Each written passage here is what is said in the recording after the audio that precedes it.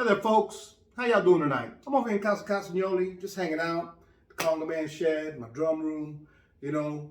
25 years of hard work went into, 28 years of hard work went into finally getting this place put together. Practicing in a hot shed, in a garage, no place to put your drums. Oh, boy, long time. Anyways, finally got my own place to practice and hang out. That means I can come here at 8, 9, 10, 11, 12 o'clock at night and bang away. It doesn't seem to bother anybody. Neighbors over there, neighbors over there, neighbors over there, everybody's cool. So what we're gonna do tonight? Tonight we're gonna look at two bongos, a tale of two cities, let's call it. The working class or lower end working class bongo, and then the high end, jewel bongo. Which one sounds better? I mean, I don't really know. I can't really tell sometimes. Sometimes I'm just like, oh yeah, that's definitely better. Sometimes I'm like, it looks better, or it feels better, or it costs more, or I could sell it for more. You never know with instruments. That's the way things go these days. But I got over here on my right hand side a drum I picked up fairly cheap. It's a Afro, made by Pearl Afro, because it's got the comfort curvers, those big heavy dogs on there. It's a 7 and a 9 inch, and I bought it particularly because I've never played a 9 inch drum and it was cheap. I mean cheap, $100 or less. Any instrument that you could take out on a gig and play that costs $100 less to me is a cheap instrument. Not cheap in the sense of like, oh, I got this for 25 bucks at the pawn shop, or I got that for $50 down the street. No, that's cheap. But this is a cheap drum that you can actually play on gigs. This is a cheap drum that will hold up to gigging, that has good hardware on it, that if you put the right skins on it, will sound good enough to put a mic on there and you can play night after night after night after night. That's what I mean by cheap.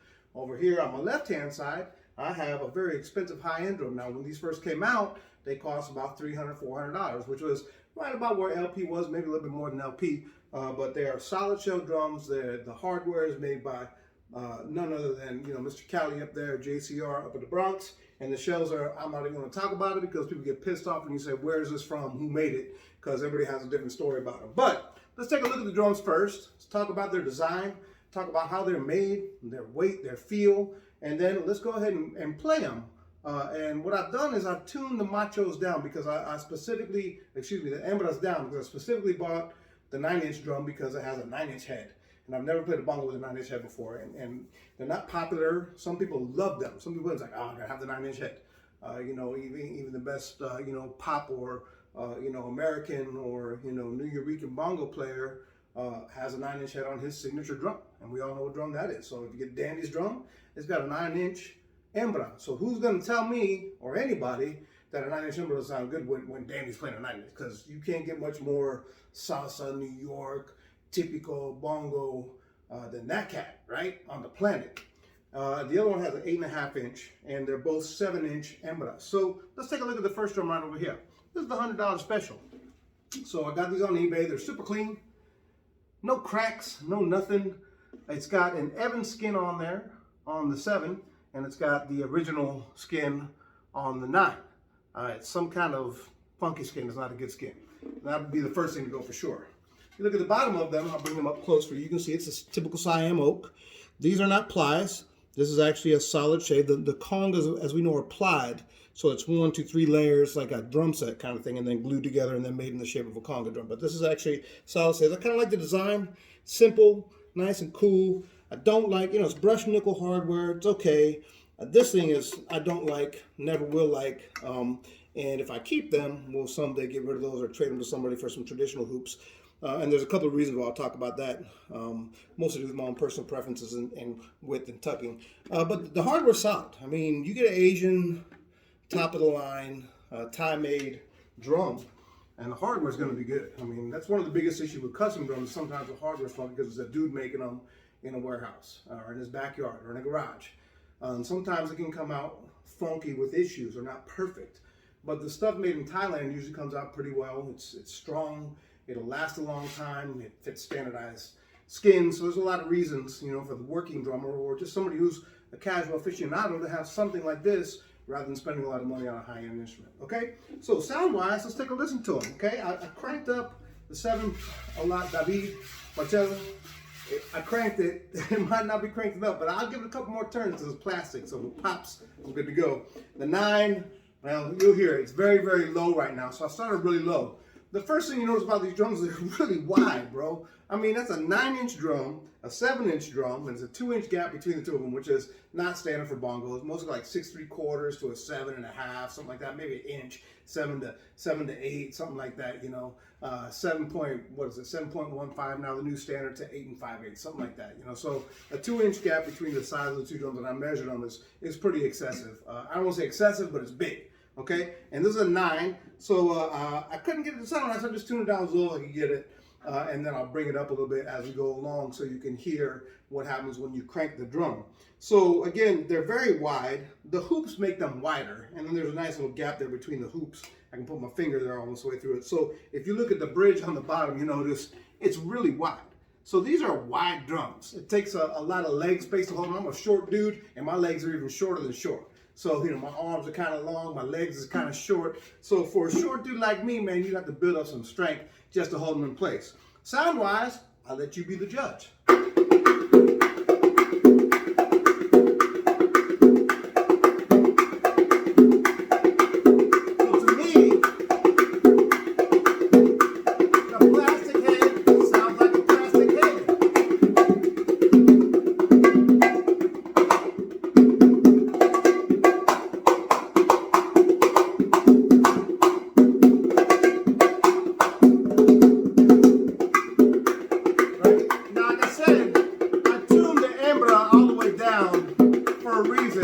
And we'll talk about that as we go along if you hang out that long. Don't feel like you have to though, ain't no big thing.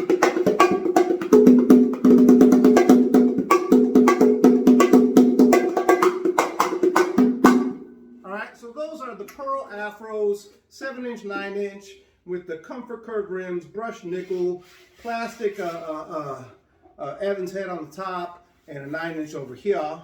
And then the solid staved Siam oak. All right. Now over here, I got me Mr. JCR, right? So these are just a little bit lighter. They're solid shell. The wood, I don't know. I won't surmise. I don't want to make any public comments about it because people get all bent out of shape about it. But it looks stained to me.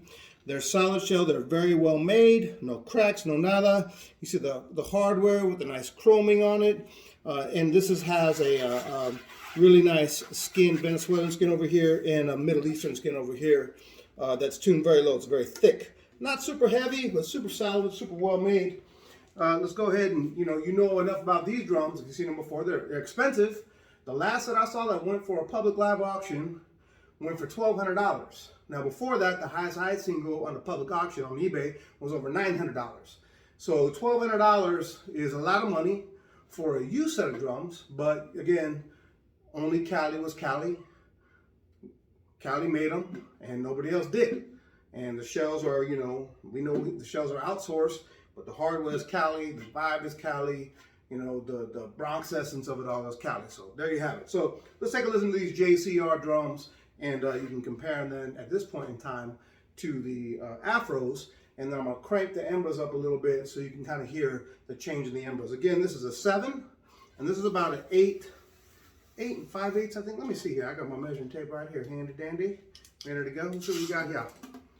Yeah, we're just about 8 and, I will say 8 1/4. Not quite 8 1/2. So a little bit smaller than that drum, but.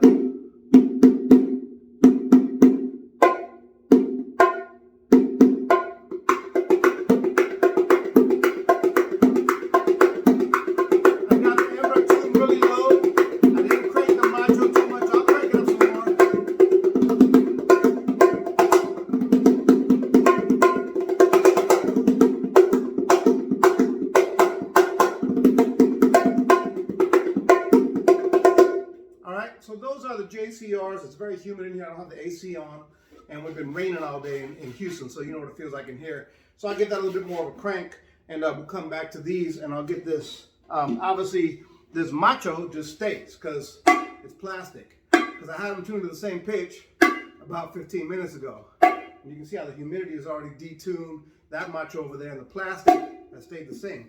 But let's go ahead and start working these hembras up. And I'll work that macho up over there. You can kind of see how the 9-inch hembra on this big old hefty drum changes. And then you'll see how those two skins over there change as you put a little bit more torque on them, a little bit more heat on them. So I was thinking like a 9-inch with a good skin would almost be like, you know, kind of a high-pitched conga drum, maybe an 11 or something like that. You get it tuned right, and it might blend into that area if you're playing bongo, where you need a particularly oomph in the embra. Maybe you're playing some soul music, you want some oomph in your embra to kind of bring some more weight to the music, right? So let's crank up a little bit more. You can hear it's very flat with a little bit of wood tone to it.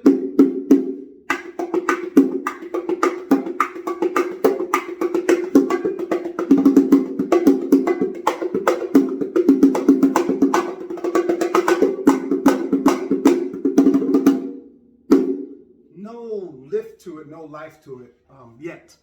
So let's go ahead and spin these suckers a couple rounds more.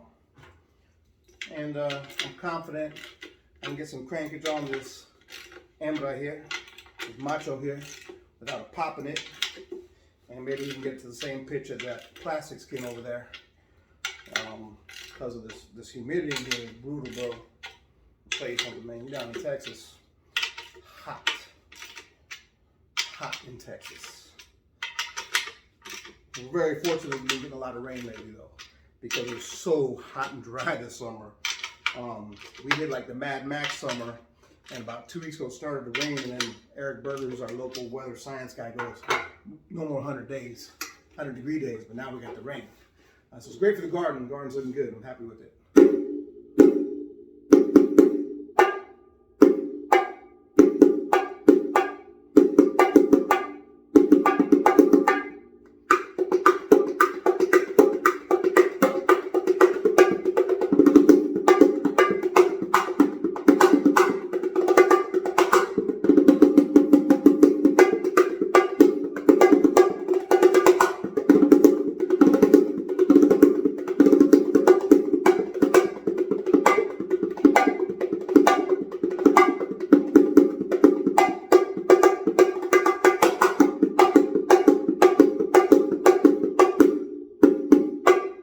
So you can see the drum starting to come to life with a little crankage on them. I might go ahead and get that macho even some more.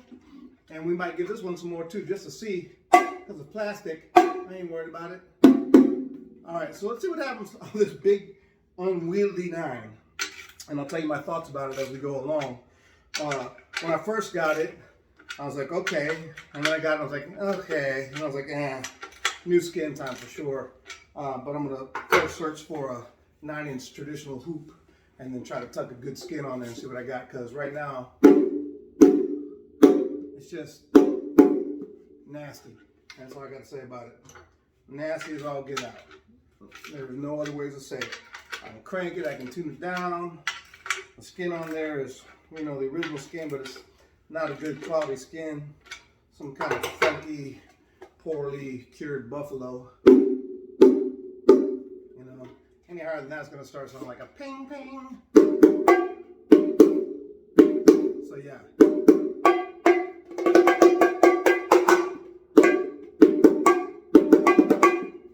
I mean, the macho sounds halfway decent. You know, it sounds like a plastic skin macho. I don't think you could play any other plastic skin macho and tell me it sounds better than that. I really don't think you could. Now you can find a better player. They're almost a dime a dozen. But a better sounding drum with a plastic skin on it, nah, I don't think so.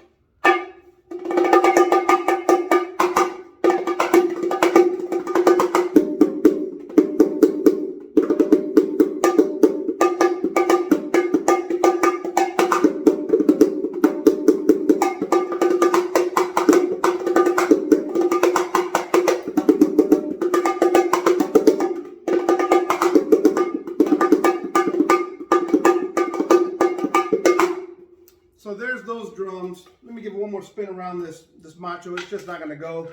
Once I get done working on it and get a better skin on there and maybe a better rim, if I can't find a rim, I'll just go ahead and tuck the skin on there. I guarantee you I'll be able to improve the sound twofold, maybe threefold with a better skin. But I'm not sure if it'll be a great drum.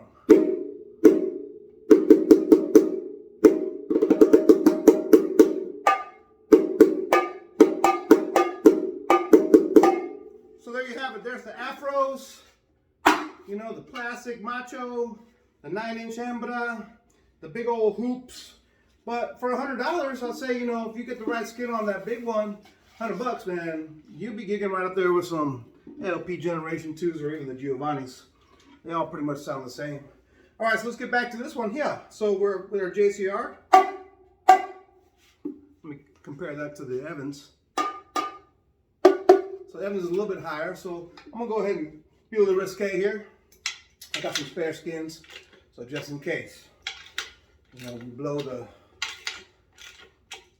Quinto limit over here, the macho limit over here. I'm definitely gonna detune before I leave this room. You know, it's hot and humid in here. And then let's go ahead and give a spin or two down around here and see what we end up with. All right. I think we're gonna have a really crispy crank and macho right there, maybe too high. Sometimes a macho gets too high and it sounds too flat to me. That's just my own personal preference, what I hear in my head, what I hear in this room.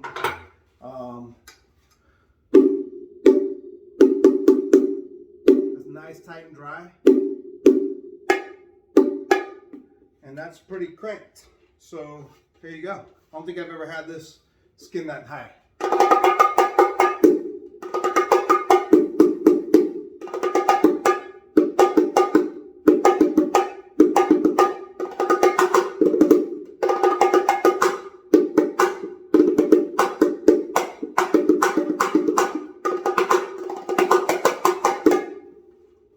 Let's go ahead and work that macho up just a little bit more.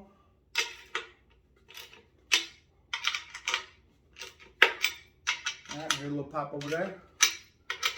I don't know how long this skin's been on there. This one I tucked maybe 3 weeks ago. That's the skin that was on there. I'm not sure if it was played a lot either, because I think Marcelo kind of put them together and just kind of let them sit while they waited for his bananas.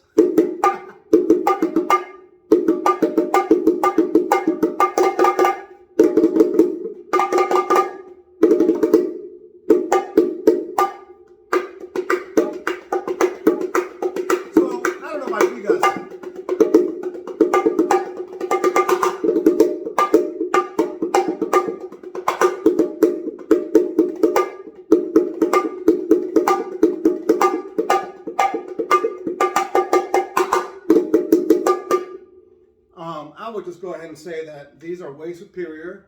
They sound way better. They feel better. They look better. So how much better? Well, that depends on your pocketbook, what you're willing to shell out for them, what kind of investment you think they are. But you got to go on the gig. $100.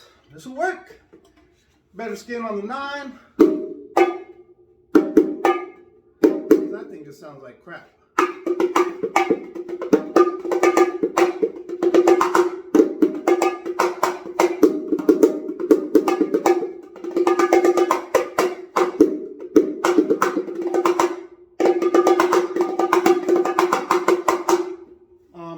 Give that one more spin, right? Because I think that's a little higher now. And then we can listen to Mr. Evans cranked to ear-splitting levels. Kids, don't do this at home. Don't bother your neighbors or your moms. Get an engineering degree. That sucker sounds like it's about to crack. And it might. And if it does, just tuck a new one.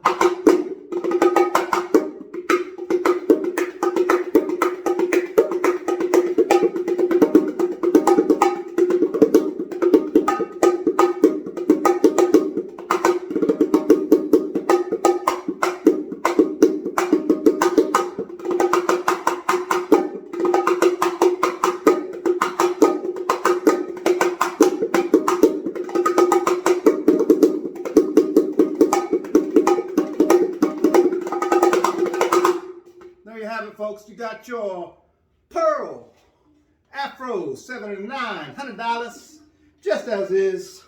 And then I got these on trade for a Quinto that I had that wasn't too much of a huge investment, so money doesn't matter on these. I got these nice bongos, he got the nice Quinto, we was both happy. And I think these sound fantabulous.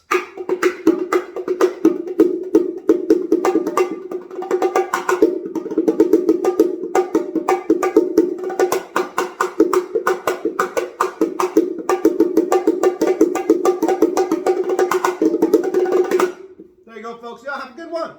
Hey, check out my YouTube channel. Hasta la vista.